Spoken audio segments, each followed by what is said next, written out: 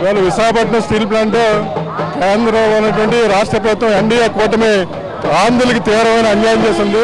ఎన్నికల ముందు Visakhapatnam steel plant ని మేము సొంత గనులు ఇస్తాం, దీన్ని సెయిల్లో విలీనం చేస్తామన్నారు. కానీ ఇవాళ 5,000 మంది కాంట్రాక్ట్ కార్మికులని 2,000 మంది పర్మనెంట్ ఎంప్లాయీస్ ని ఉపసంహరించేసి ఇతర రాష్ట్రాలను తీసుకున్నారు. ఇది ఇతర రాష్ట్రాలను తీసుకొస్తే 85లోని ఏ రకమైనటువంటి ఇతర రాష్ట్రాలందరినీ కూడా తగిలేవలసిన పరిస్థితి వచ్చింది. అటువంటి ప్రాంతీయ భేదాలు కూడా వచ్చే కాలంలోనే వస్తాయి. తప్పకుండా ఈ ఉద్యమం అనేది సాగుతుంది.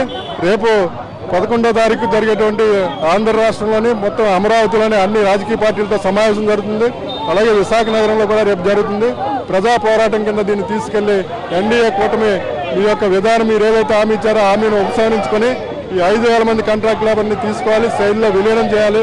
స్టీల్ ప్లాంట్ కార్మికుల జీతాలు అన్ని కూడా ఉత్పత్తి వచ్చిన జీతాలు ఇవ్వకపోవడం అనేది, 12 గంటలు పని చేయించుకోవడం అనేది ఎక్కడ దుర్మార్గమైనటువంటి పని చేస్తున్నారు. ఇటువంటి పనిని మీరు ఉపసంహరించుకుని చట్టాలను అమలు చేయటం లేదు. చట్టాలకు వ్యతిరేకంగా కూడా మేము పోరాడతాం.